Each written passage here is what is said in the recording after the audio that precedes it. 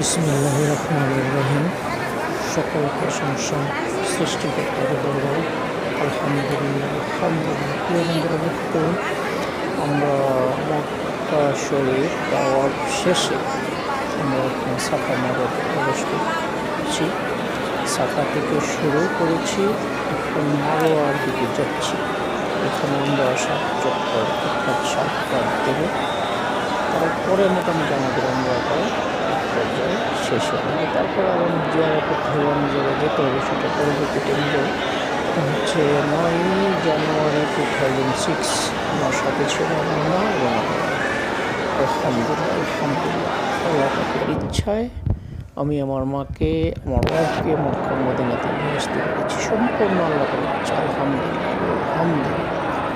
প্রত্যেকটা মুসলমানের মনে কিন্তু ইচ্ছা থাকে যে আল্লাহ একবার হলো আমাদের মক্কা মদিনা